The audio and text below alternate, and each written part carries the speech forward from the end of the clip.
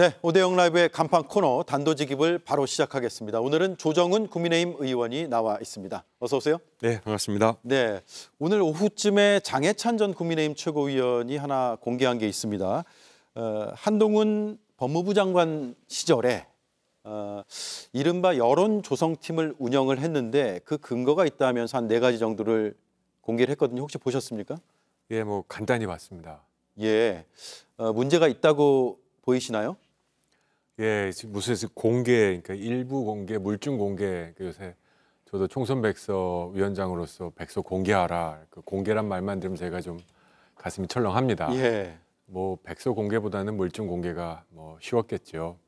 바라건대 그 공개하는 그 내용 논란을 넘어서 이것이 우리 당과 장해찬 후보에게 후보가 아니시죠? 이제 장해찬 전 최고위원. 전 최고위원님에게 도움이 되었으면 좋겠다는 마음입니다. 예, 당과 장해찬 전 최고위원에게 도움이 됐으면 좋겠다고요. 네. 아마도 제가 이틀 전에 이 자리에서 장해찬 전 최고위원을 인터뷰했는데 여러 가지 근거를 더 많이 갖고 있는 것으로 비춰지는 발언들을 했습니다. 그래서 추가 이제 공개를 할 텐데 이게 국민의힘 전당대회에 영향을 미칠 거라고 보세요? 모든 것은 전당대회에 영향을 미치겠죠. 우리 국민들께서, 우리 당원들, 그리고 일반 여론조사도 있으니까요.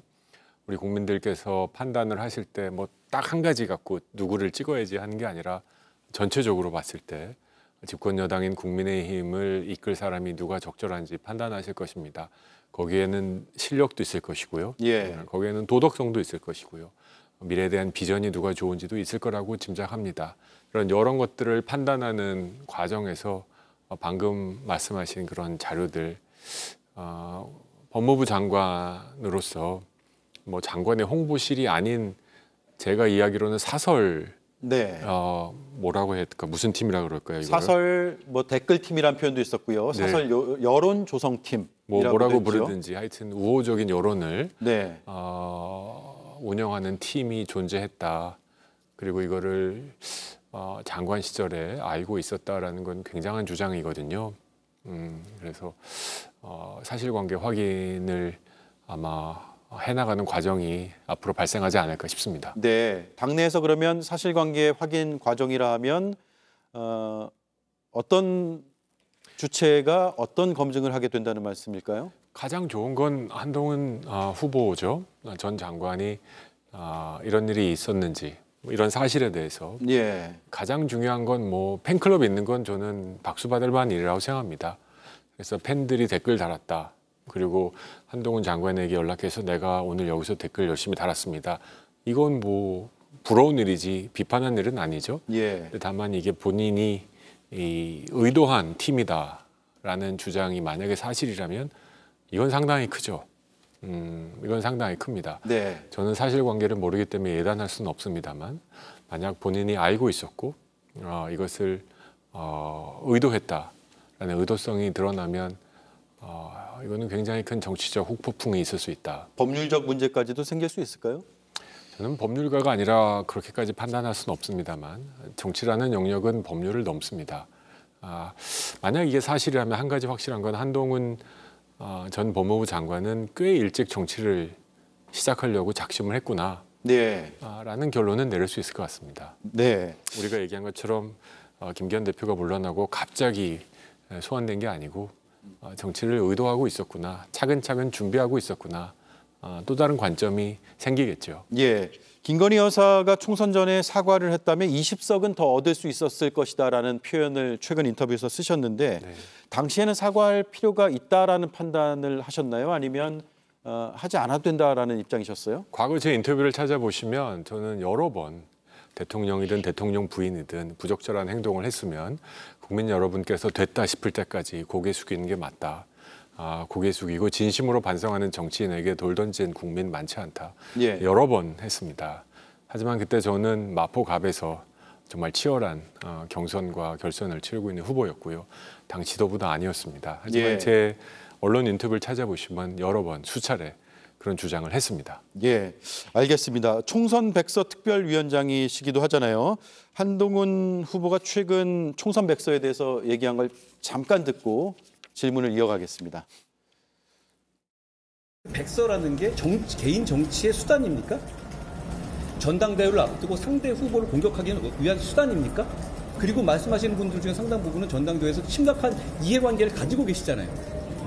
그걸 지금 앞에서 이렇게 공개하는 식으로 한다? 또 전당대회를 굉장히 혼탁하게 만드는 것 아닌가요? 자, 총선 백서에 대해서 공격하기 위한 수단으로 규정을 했는데 이에 대해서 반박을 좀 들어봐야 될 것 같습니다. 네, 오늘도 회의를 했지만 많은 분들 10분 넘는 총선 백서 위원님들에게 굉장히 무례한 발언이다 싶습니다. 예. 저를 공격하시는 건 좋습니다. 뭐 저를 무인도에 데리고 가시느니 마느니 뭐라는 말씀을 해도 저는 받아들일 수 있습니다. 그게 위원장이 져야 될 무게라고 생각합니다. 하지만 저를 제외한 13분, 처음엔 18분이신데요. 그 누구도 총선 백서에 영향을 미칠 마음으로 총선 백서 특위에 참여하신 분 없습니다. 상당 부분은 총선에 뛰어서 아픈 패배를 아직도 마음에 새긴 분들입니다. 이분들이 특정 후보, 본인이시겠죠? 내게 나쁜 영향을 미친 목적으로 총선 백서를 쓰고 이것을 공개하는 일정을 고민한다? 이건 그분들한테 고개 숙여 사과하셔야 된다고 저는 강력히 생각합니다. 네. 이 말씀 한마디 드립니다. 입장을 바꿔서 한동훈 후보가 총선 백서 특위 위원장이셨으면 그리고 저 조정훈이 지난 총선의 선대위 또는 선대본부장이었으면 그리고 이런 결과가 났다면 저에 대해서 물어보고 싶은 게 없으십니까? 예. 왜 이때 이런 결정을 했는지, 왜 저 때 저런 결정을 했는지, 비례대표 문제, 공천 문제, 일정 문제, 여론조사 문제, 전략 문제, 당정 관계 문제, 뭐 최근에 불거진 문자 얘기는 제가 하지도 않겠습니다. 예. 이런 문제들에 대해서 알고 넘어가고 싶지 않으십니까? 조선제일검 아니십니까? 예. 모르는 거에 대해서 확인해 나가는 국내 최고라고 자신하시는데 입장을 바꿔놓고 보시면 다 했는데 총괄 책임한 사람은 물어볼 필요가 없다라고 주장하시는 게 합리적일지. 지금 한동훈 후보만 면담을 못한 상태죠. 사무총장까지 다 했습니다. 저희가 면담하신 분들, 설문조사한 분들을 다 세보니 거의 1000분 가까이 되십니다. 그분들은 한동훈 비대위원장보다 더 큰 총선에 책임 있는 사람 아무도 없습니다. 예. 다 하셨습니다. 불편한 질문 다 드렸고요. 다 답변하셨고 제가 만에 하나라도 오해하지 않기 위해서 녹취 속기 다 했습니다. 예. 그래서 저는 이거에 대해서 정치적 의도성을 갖고 있다고 주장하시는 건 그거야말로 의도적인 발언이다. 네. 뭔가 숨길 게 있기 때문에 하는 게 아닌가 하는 생각을 지울 수 없습니다. 네. 백서가 7월쯤에 나올 것으로 예상이 됐었는데 언론은 그렇게 봤거든요. 지금까지 안 나오고 있습니다. 언제쯤 나올까요? 예, 저희가 5월 초에 5월 2일로 기억합니다. 총선 백서 특위를 출범하면서 6말 7초를 얘기했고 그런 일정으로 지금까지 열심히 달려왔습니다. 다만 그때 예상하지 못했던 조기 전당대회 그리고 예상하지 못했던 비대위원장의 출마 이런 정치 상황이 변화했습니다. 네. 그래서 저희가 여러 깊은 고민을 했고 진짜 오늘 오후에 결론 낸 회의에서 이 총선 백서 발간 시점에 대한 것을 다음 주 월요일 날 열리는 국민의힘 비대위에 안건으로 요청드리기로 했습니다. 예. 그래서 비대위에서 결정해 주시면 수용하기로 했습니다. 네. 한동훈 후보에 대한 면담이 없더라도 발간을 하실 생각이세요? 네, 그럴 수밖에 없다고 생각합니다. 뭐 면담이 없기 때문에 발간을 무한대로 미룬다. 이 또한 적절하지 않다고 생각합니다. 네, 알겠습니다. 오늘 인터뷰를 이렇게 진행을 하고요.